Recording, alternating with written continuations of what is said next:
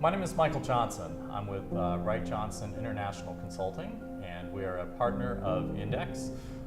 Index Investments has a number of EB5 projects we're working on them with. We have offices in South Florida, we have offices in California, Beijing, Shanghai, and Guangzhou. Our main focus lately has been China. China accounts for about 75% of the market.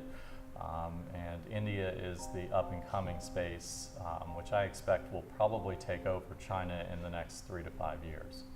A number of people have asked a lot of questions about the EB5 projects and the EB5 process, so I'm here today to kind of go over a few of those. So first of all, let's start with one of the basic questions: what is EB5?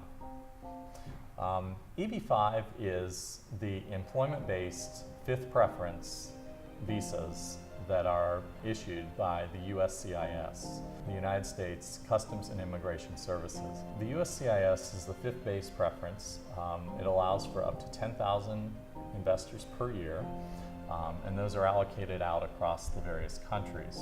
All countries are allowed to participate in the EB5 program, with the exception of countries where there's embargoes or other government regulations against those. A number of the investors that we've had lately have had a number of questions about EB5.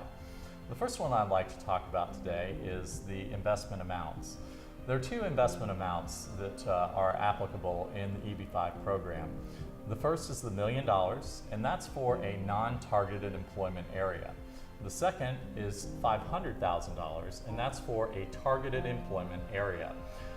Each census tract in the U.S. is defined as either a targeted employment area or a non-targeted employment area. If the area is within an area where there are a number of other targeted employment areas, they can apply and receive approval for having that census tract become a targeted employment area. So most of the projects that you see in the market are targeted employment areas and only require a $500,000 investment. There are other fees involved when you're doing EB5. There's usually an administrative fee, which runs anywhere from $40,000 to $80,000, with the typical fees being around $50,000. You'll also have fees for your attorney, you'll have fees for your source of funds, you'll have fees for the USCIS application, and various other fees depending on your financial situation, whether you have to have translations done, courier fees, etc.